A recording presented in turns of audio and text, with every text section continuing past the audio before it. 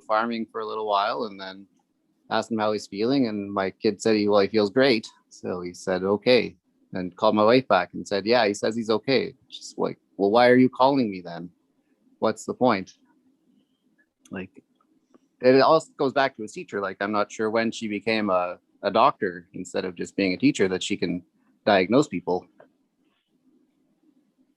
Oh, well, that's the problem is when the doctors that are supposed to know shit are telling us really stupid shit. Like it's hard to, yeah, I don't know, man. It's, I hate the world that we're living in right now. But anyhow, yeah, I know like Canada's known for being all nice and polite and like generally good people. Um, but like that socialist bent runs pretty deep there up north, from what I can tell. It does. I think some people might be starting to get fed up with it. I hope. There was a protest in Montreal last weekend that had apparently 100,000 protesters at it to protest their curfews and lockdowns and shit. Alberta had a rodeo. 100,000. That's a lot of people. That's pretty impressive. You talk shit on the French all the time. I do, but that's good for them, I guess. Well, that's one thing about the French is they do know how to stir some shit up. Like they may not know how to win a war, but they know how to tell their government that they are not happy. Well, yeah, you look at that yellow vest movement that was 2 years ago, right? That's where it started. Yeah. Well, and I like, as you know, and everybody that listens to me know, like I'm fascinated by the parallels in history. And like you look at some, like Colombia had some mass protests and like some violent, like pretty brutal response by the police. And part of it, like most of it, was spurred on, or I guess kind of the straw that broke the camel's back, from what I've read. And granted, it's not much, so take what I'm saying with a grain of salt. But it all started because of tax hikes on the middle class, and they were just like, fuck you, that's enough. But there was a bunch of anti-lockdown stuff, anti-COVID bullshit. And like that shit is happening all over. Like in Denmark here a while back, they were protesting over the lockdown.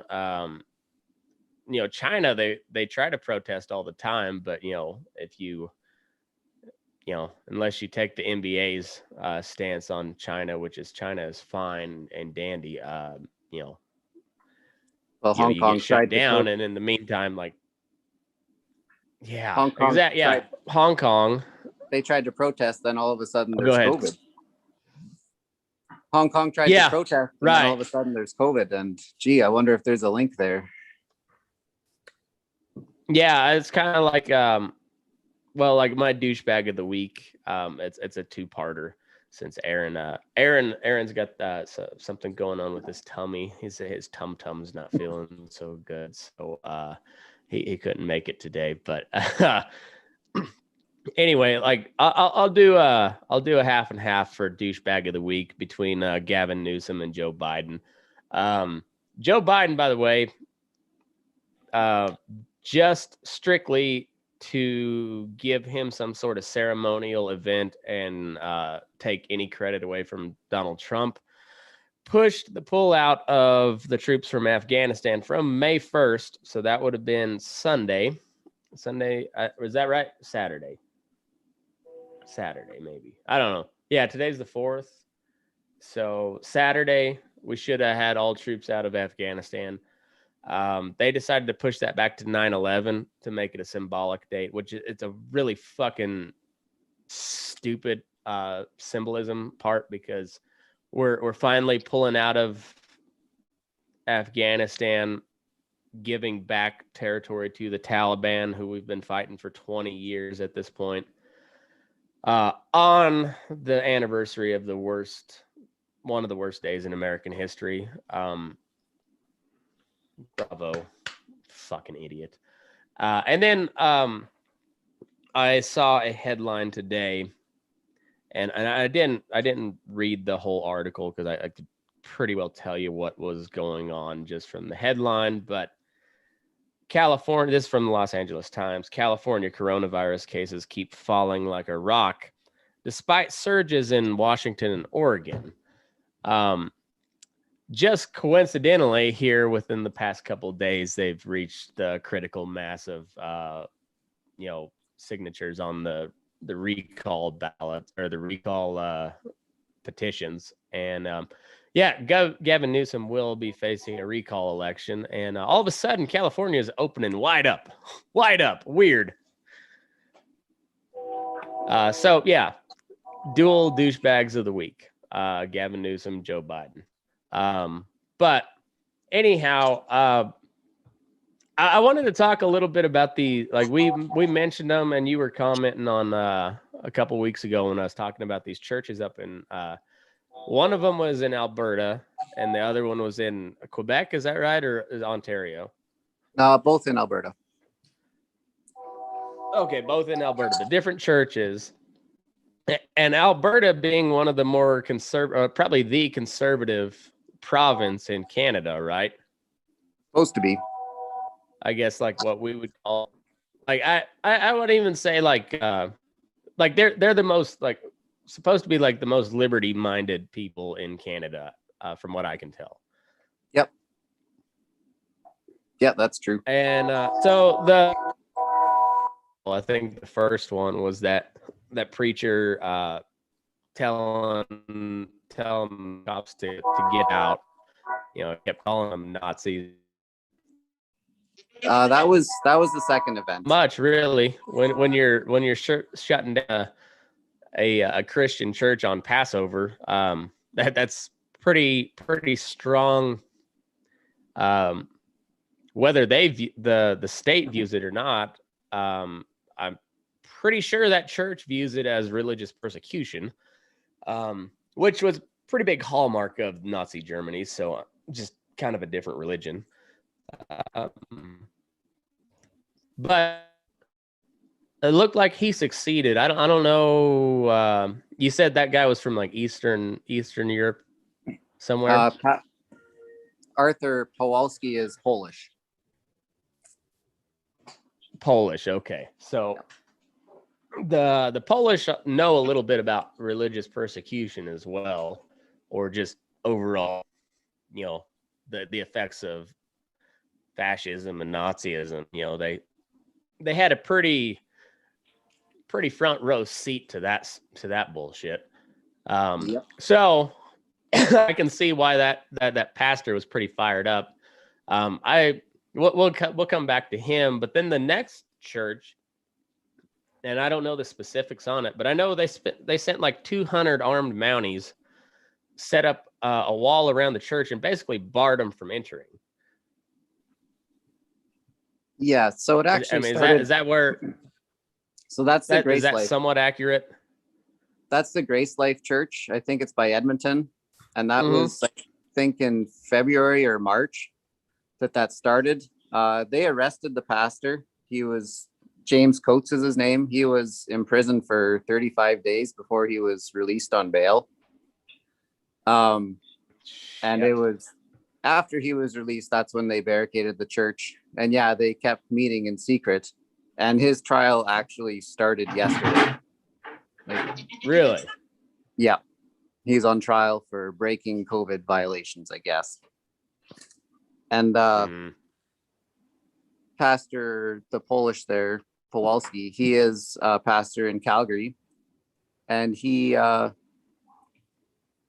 that happened after Grace Life Church was shut down and barricaded. And I guess last week or the week before, there was a warrant out for Pastor Kowalski's arrest, but it has not been served for whatever reason. He's not hiding. They know where he is, but for whatever reason, they haven't served it. Well, they caught a lot of flack here in the U.S. and mostly from like alternative media. I don't think there was a general public outcry in favor of Canada here. I mean, I know we talked about it here, and I heard several other people, but it got very little attention on the mainstream news because, well, if you criticize Canada for locking down churches, well, then you're going to have to criticize Gavin Newsom and Andrew Cuomo and Gretchen Whitmer and all Steve Sisolak, all these other Democrat governors. So they just you turn a blind eye to it. But I also like to remind people that even though we live in the United States here, sorry about your bad luck, Brett. But the First Amendment says Congress shall make no law respecting nor infringing upon the free exercise of religion, and that, so Congress being the legislative body in the U.S. writes the laws. So they don't write the law for the entire country, but they write the laws for the federal branch of the government. And they are the supreme branch, they are the supreme law of the land. So if what they say is not, in violation of the Constitution, doesn't matter however many different types of government below them try to do that. If the federal government can't do that, then the states can't do that either. If it's not mentioned in the Constitution, then the states, are left up to it. But the general overall idea is respect individual liberties, and the probably the most sacred, I would guess, or one of the most important, is the right to practice religion as you so choose. Thankfully, the Supreme Court has struck down some of these, infringements against the First Amendment. However, it's been a split decision, 5-4. So that means almost half of our 9 bodies of the Supreme Court, 4 of the 9 people decided that the First Amendment is not absolute when it comes to religion, and that's a problem. And where that leads to is what is happening in Canada right now. I mean, that is directly where that leads to. Yeah, we have our Charter of Rights and Freedoms, and the wonderful Trudeau's own dad is the one that wrote it, and that gives you freedom of religion, freedom of expression, freedom of mobility, freedom of association, all the rights that you're supposed to have, except in an emergency. Then none of that counts. What was the fucking point? Yeah, exactly. Well, and it's they're supposed to be absolute for a reason, because regardless of the situation, these rights are held above all. Doesn't matter if it's a pandemic, a war, civil insurrection, whatever. Like, the spirit of this whole deal that we believe in as the Western civilization, it's individual rights and private property. That's what it all hinges on. And if that's not respected, then the Constitution is meaningless. And yeah, so they say Congress shall write no law, but apparently, just because the executive can declare it, well, apparently that doesn't violate the Constitution or Declaration of Universal Rights, or whatever they call it there in Canada. But going back to all of it, like it all violates the spirit of what we're supposed to be living in here in Western society. The biggest issue with our Charter of Rights and Freedoms versus your Constitution is the Second Amendment. You have the right to bear arms. We have the privilege of firearm ownership, not the right. And that's the biggest issue with firearms in Canada. Well, and it's not, I mean, and maybe it is coincidental, I suppose, the timing of it, but it's also something that really raises a red flag, is the fact that you guys just straight up banned what they call assault weapons. So the AR-15 style, the AK style, semi-automatic rifles, basically, which is the most effective besides IEDs, the most effective weapon against an invading force, or like the most effective weapon for an insurgency is a semi-automatic rifle and an IED, basically. And Canada banned those.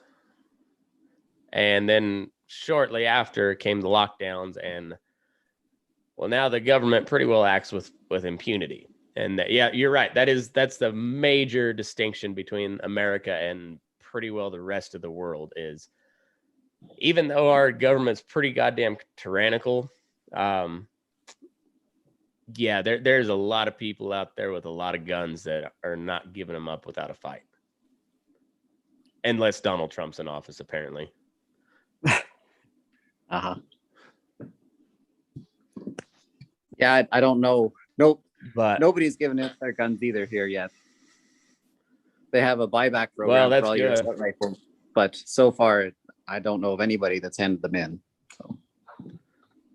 Dude, I would just go and round up all the plastic, like toy AR looking toys that I could find and just turn them in and get as much money as I could. Like if we're gonna go full on welfare, fuck it. I'll cheat that system too and get a little bit of my money back. Yeah, hold on to them. Stand strong, Western Canada. We need you. We need you. Like if somebody's got to have a backbone, because apparently it ain't most of the U.S. and it ain't most of Canada either. But there's pockets out there that'll hold strong, and I don't know. I think slowly but surely America's starting to wake up, but it ain't fast enough. I think you've probably seen the meme about little Timmy burying his Red Ryder BB gun. Little Timmy ain't turning in shit. That yep. Like that's true. There's a firearms bill going through Parliament, and if it passes, Red Ryder BB guns are going to be banned, and any other replica air rifle. It's Jesus, because that's what all the mass murders are committed with, is fucking Red Ryder BB guns. I bought a couple for my kids before they get banned. Hell yeah. Well, we might have to smuggle some into Canada.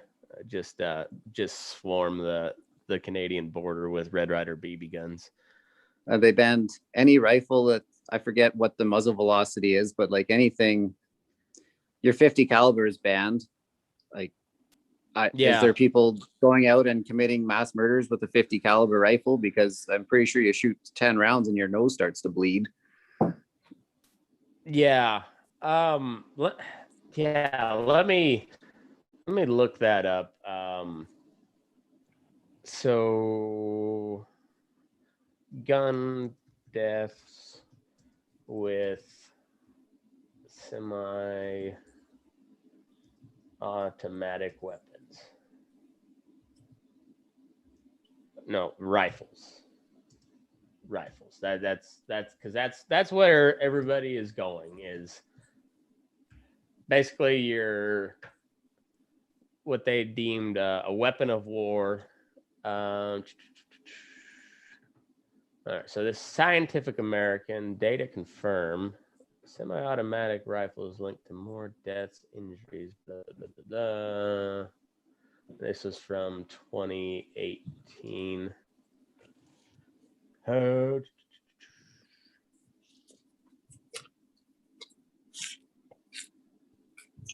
Well, it says if a shooter uses a semi-automatic rifle instead of another type of gun, it appears to roughly double the chances of victims being wounded and killed. Well, that's fine.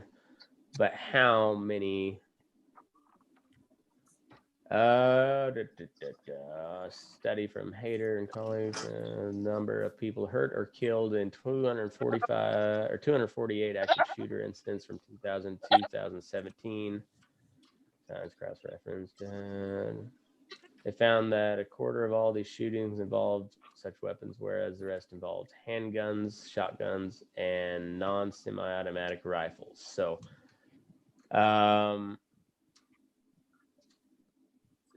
out of 245 or 248 active shooter incidents between 2000 and 2017, A quarter of those involved an automatic rifle. In total, these shootings wounded 900 people and killed more than 700. So that's a 17-year period in this study that killed 700 people with a semi-automatic rifle. But I can't remember the exact total overall, but according to the FBI and CDC statistics, assault rifles, as they call them, semi-automatic rifles, account for less than 1% of all gun deaths, and which of all gun deaths, which they all say gun violence, they attribute them to gun violence. 2/3, 66% of them are suicides. So, yeah, and I would bet pretty good money that very few. I'd have to see the odds on particular numbers, but I would bet pretty good money that very few suicides are even committed with an AR-15. If you're familiar with guns at all, I mean, it's possible. It's very possible. Don't get me wrong to go ahead and off yourself, but it's a little bulky, unwieldy, and pistol probably is more effective. Not that I'm advocating for any of that, but if you're gonna do it the right. Statistics aren't there, but it is not a coincidence that they're going after AR-15s and semi-automatic rifles because, as we said, it's one of the most effective weapons to conduct an insurgency with.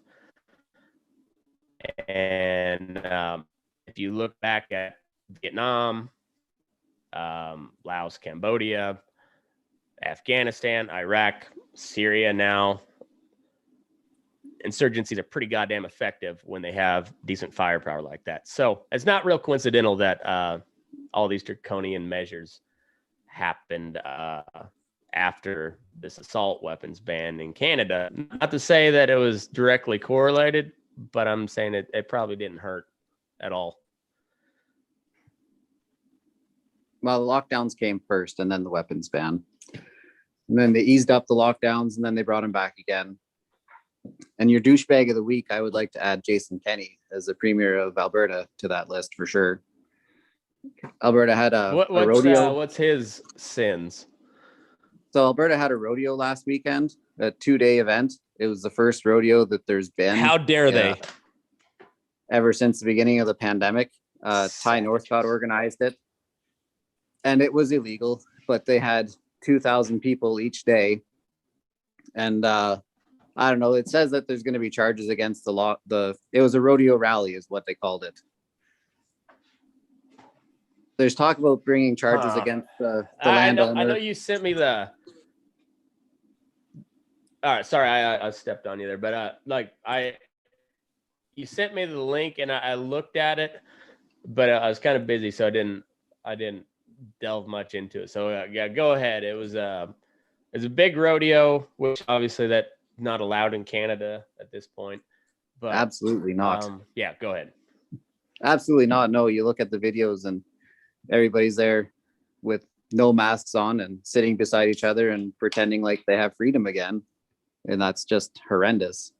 And Premier Kenney just threw an absolute hissy fit over it about how that's not the cowboy way and you're affecting everybody. Like he fucking knows the cowboy way. That's not the cowboy way. Fuck off, guy. So I think we can escalate this guy just for that part. We can bring him right to the top of the list. We'll Gavin Newsom and Joe Biden have had plenty of attention, so they'll be runner-up douchebags of the week. I'm okay with giving it to a Canadian. Yeah, he is. He's a fucking snake. Like I don't know. When they ran their last provincial election, he was running against another guy for just head of the Alberta Conservative Party, and the other guy should have won because he was a pretty decent guy. But this one, Kenny got in somehow and beat him, and now he's the premier. And everybody was happy that they got rid of the NDP left wing party and got Kenny back in, but he's a fucking nightmare. I mean, he's better than NDP, but not by much.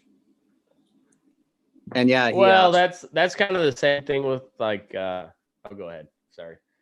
So he threw his hissy fit and he brought in a whole bunch more lockdowns again today. It's like closed gyms and restaurants. You were allowed to eat on a patio before. Now you're not allowed to do that. No dine in. No dine in. Jesus Christ. Takeout only. Yeah. No going to gym or get healthy or be active or any of that shit. That's no good. So. Yeah, not do anything that actually will help you. But not apparently like if you're not old, fat, and diabetic, like you're probably pretty good chance you're going to survive it. Data kind of plays that out, and even with the treatments and shit that we've developed since then, even if you are old, fat, and diabetic, or combination of the three, there's still a pretty good chance that you're going to make it out alive. You might have some major health complications, but you had those before. Anyhow, like probably okay. I just heard on Ron Paul today, by the way, that the CDC is finally coming out against all these false positives with the COVID testing, because it's driving down it's making the vaccine numbers look bad. But back in like May, June, July, when everybody is saying like, hey, there's a bunch of false positives from these COVID tests, you were conspiracy theorist and COVID denier and blah blah blah blah blah blah blah. And now when it fits their narrative, oh, these tests are not accurate. Well, if that was the case now, why wasn't it the case back then when we're making a huge issue of it? And like people are getting banned from social media and silenced for just questioning the narrative. Not even like that. That's all it really took, is just questioning the narrative. But yeah, you guys overstepped your bounds there in Canada. Way too much freedom, so they're gonna have to punish you a little bit, give you a little spanking there, Alberta.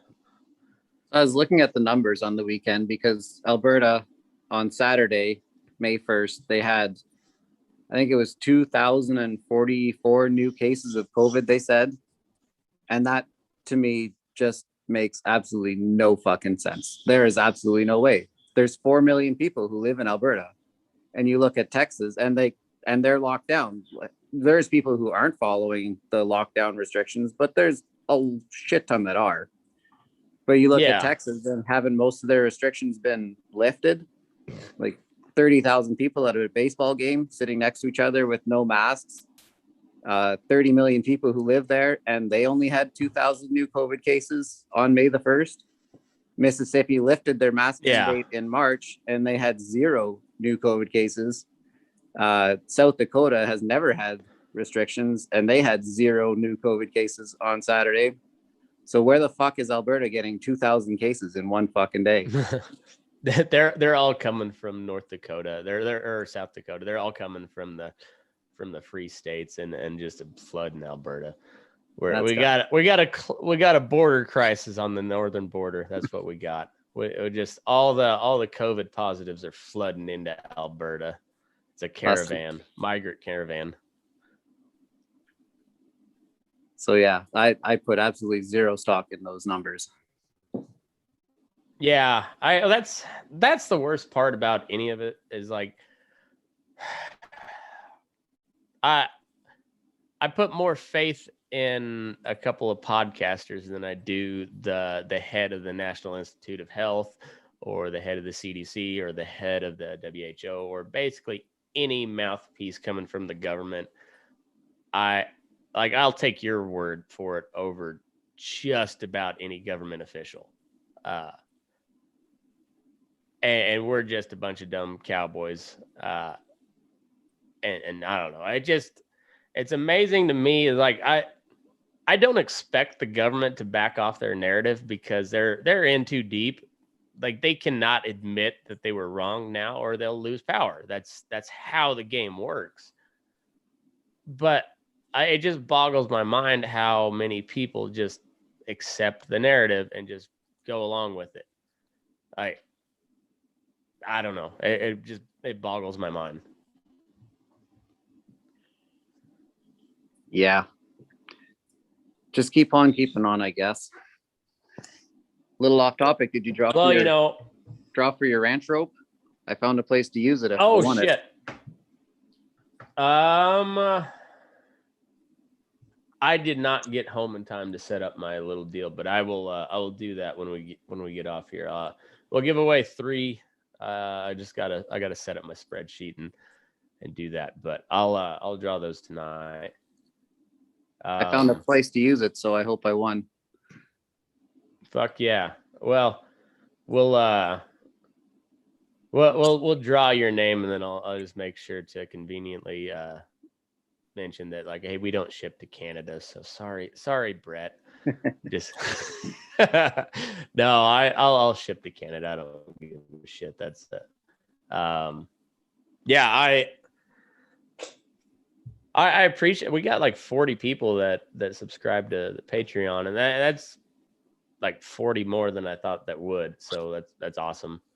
But I a month that, like, I don't keep any of it really. I buy shit for you guys because it's cool that you're paying that to listen to this stuff. But eventually, like, if we get enough people, we can give away some really cool shit. So, like, tell your friends all that stuff. We went from a pair of jeans the first time to a cinch, and now we're giving away 3 ranch ropes. I hope to be able to give like a bit or a saddle away on this someday, but that's gonna take a little bit. Anyhow, it's I appreciate everybody that tunes in. But what any sign of hope coming out of Canada? Is there? You said there's some small pockets of resistance. Are we gonna have to take up arms to help the Canadians? I mean, I'm kind of game for that, actually. Well, I don't know. I heard today, and this may be conspiracy. I haven't looked into it. Apparently, there's 30,000 UN troops in Canada. I'm not sure what they're doing here. Oh fuck. So, well, bring something good with you. Invite them there. Well, I didn't, but I guess somebody did. Yeah, well, the funny thing about the UN is they're about 90% funded by the US, which I would be all in favor of just pulling back from just withdrawing from the UN. Say fuck you. Yep, me too.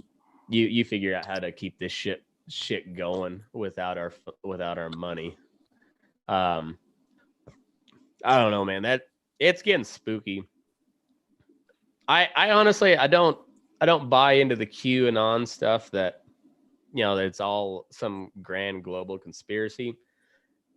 But it's getting harder and harder to discount that. I tend to be on the camp that a lot of these like special forces guys will say that that there's just too many incompetent people in Washington to keep a secret like that. And you can extrapolate that from the rest of the world that supposedly is involved in this cabal. But like I said, it's getting a lot harder to discount that. I still I'm not convinced that it's gonna be like it's some great grand global conspiracy, but it's starting to look more and more like it. I'm pretty sure 30,000 troops is more than Canada has for troops, so that's a lot. I say that's about how many they sent in to Washington D.C. After the so-called insurrection. They didn't send shit to Portland or Minneapolis or Seattle or LA or San Francisco or Chicago this summer. But they sent 25,000 into DC. And yeah, they shored that bitch up real quick. Yeah, Canada doesn't send any RCMP officers when they're protesting pipelines and blocking rail lines, so you can't haul your grains or oil or anything, or potash for me. But if you try to protest COVID or go to church, there's the Mounties. Mm-hmm. Yeah, it's funny. It's like they're still trying to throw a bunch of those Capitol Hill people in jail for pretty much the rest of their lives. But hey, they convicted Derek Chauvin of second-degree murder and third-degree murder and some sort of manslaughter, and they're still rioting in Minneapolis. So good work, Joe Biden. You catered to those fuckheads, and guess what? You can't please them either. So yay! Don't live in Minneapolis or Seattle or Portland. That's about the only advice I got for anybody there. Just move, get the fuck out.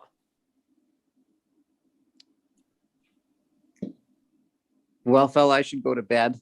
But it's been nice chatting with you. Yeah, you too, man. I wish you the best, man. I don't know. Let's we'll get you back on here pretty regular because I it's a good thing to keep an eye on because like we're pretty similar in people and mindset, you know, but so I don't know. Canada's always kind of a good bellwether for where the US is heading. You guys are just quite a bit more progressive than the US is, but if shit's looking bad in Canada, I'm not real hopeful for the US either. Well, our own premier said today that our road to recovery is once 70% of adults are vaccinated, then he'll talk about removing his mask mandates. And Trudeau's talking lots about our vaccine passports. So pretty sure that's going to be a go. So that's where we're headed. Yeah. Well, the papers. I don't know how you do it, but just you got to stand up against that shit. That has to, like, you guys have to, because if they can track you on your phone, I mean they already can, but like if they can force you to show your papers over your phone, fuck, there's nothing else that they can't do. I saw a meme about an hour ago. It was like a year ago, it was 10 days to flatten the curve. Now it's show me your papers. Man, I did not see that coming. Right? NAZ. Right? NAZI. Yeah, it's in case. Yeah. Well, man, like I said, I wish you the best of luck. We'll check back in with you, but thanks for coming on, man. Everybody else that's watching, we'll call that good for the main session. I'll rant a little bit here in the bull set or the Patreon session, but Saskatchewan Brett, folks. Appreciate the shit out of you, man. I do. Yeah, you too. All right, man. Take care. You betcha. See ya. See ya.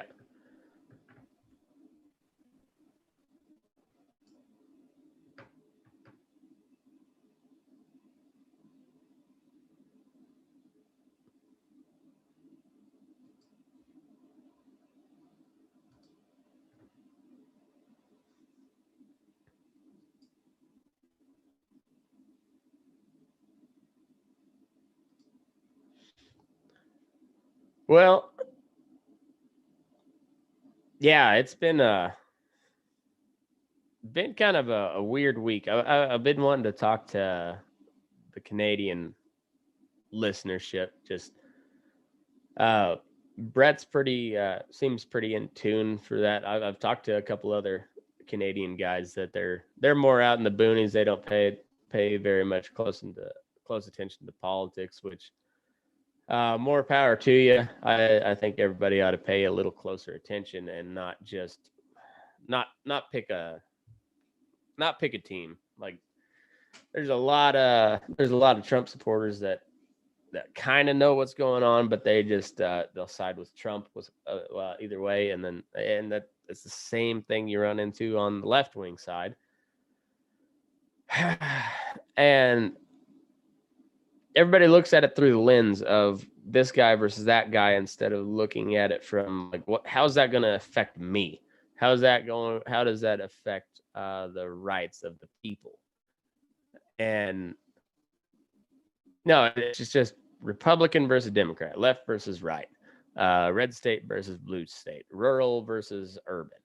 And I feel that rural versus urban, like I want to lean into that struggle a lot, but yeah, they're fucking us over. But if we don't tell them how they're fucking us over in great detail and explain it to them, we can't expect them to really listen because they just don't know. And I think that's a lot of it. And that is kind of part of the reason why I started this whole podcast is there's a huge disconnect between rural and urban. If you talk to those people, like you find out you got a lot more in common than you realize. And the big thing that's keeping you from talking to each other back and forth is the fucking party line, R versus D. And when you look at both of the parties, they are both dog shit. They're both awful. So like, why are we aligning ourselves with those? I mean, it's like if you have, well, take the NFL for example.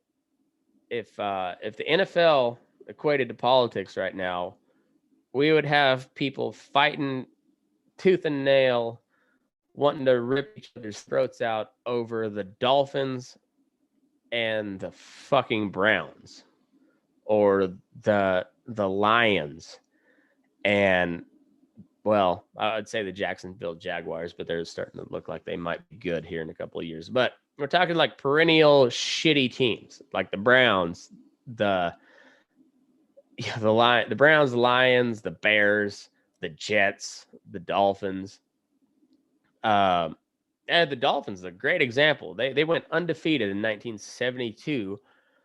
Boy, one of the best teams of all time. Lump them in with the Democrats. They had Thomas fucking Jefferson that founded their party.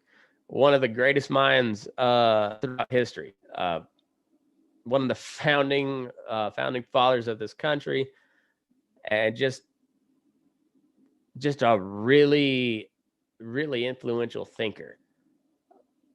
Founded the Democratic Party, and now they're what they are today. So we're not fighting over the Patriots or the Buccaneers of this year, or Patty Mahomes and the Chiefs, or we're not talking about, like Peyton Manning in his heyday, or we're not talking about Brett Favre when they won the Super Bowl. No, we're talking about the Browns and the Jets and the Jaguars of old, and just all those shitty teams, the Lions for their entire history. Like that is what we're fighting over. And instead of saying like, hey, can we find a better team? No, we just just go back to the old same old. We're the Rockies. I'll support the Rockies because hey, that's the only party I've ever known. No, they're all fucked. They are all fucking us over, and they're all making money by fucking us over. And we fight over who is fucking us over more instead of saying, "Hey, quit fucking us over." And until people realize that, that's why, like I've mentioned Dan Holloway from the Drinking Bros quite a bit, but I think he makes a very valid point. All politicians are cunts. Defund politicians like that. Yeah, I'm all on board. I don't see eye to eye with the guy on every single issue, but on that, like what we can discuss semantics later, but when we are just getting routinely and systematically fucked over by a bunch of just feeble old billionaires clinging to power. Yeah, I can put a whole bunch of shit to the side and say, let's stop that. Let's that is the root of the problem. Let's get rid of that, and then we can argue about different issues that don't matter quite as much later on. But until we get to that point where we strike at the root of the problem, that we're just pissing in the wind, and I'm fucking done with all of it. So I don't know. I will continue to do this fence post politics show. Yeah, I think it's important. Aaron is slowly but surely kind of coming around to the good side. I don't think he was on a bad side. I just think he was not looking at the problem for what it was for a long time. But he is starting to wake up, and that's a good thing. And we can't ridicule somebody for coming to the party late. I mean, we can give them a little bit of a hard time, but eventually you have to, like, you still want those people on your sides. And that was like the whole thing after the Trump election. Like, the Democrats never went back and said, why did this guy win? No, they said this guy's a racist and everybody that voted for him is a racist. And never ever tried to bridge that gap between people, because there was a lot of people that voted for Obama and voted for Trump. Never an attempt to try to bridge that gap. It was just demonize Trump. And now we've got the right-hand side demonizing Biden with good reason. Very good reason.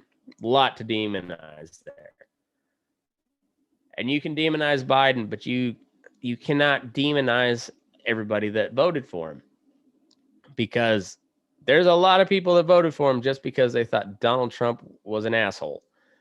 And he was. I think we can all agree on that Donald Trump was an asshole, and he didn't act how a lot of people thought a president should act, myself included. I don't hold a lot of I don't hold that office in very high regard, but still, it's supposed to be a pretty high office, the highest office in the land. You should probably act accordingly, and he did not. Are you going to just throw away those people that agree with you on 80% of the issues, and they disagree with you that Donald Trump was the savior of mankind? You maybe should look more towards the 80% of the issues that you do agree on, and then find a way to come to a compromise on the other part. But we don't do that. We retreat to our corners, and Republicans good, Democrats bad, Democrats good, Republicans bad, blah, blah, blah, blah, blah. Now, let's start thinking about liberty and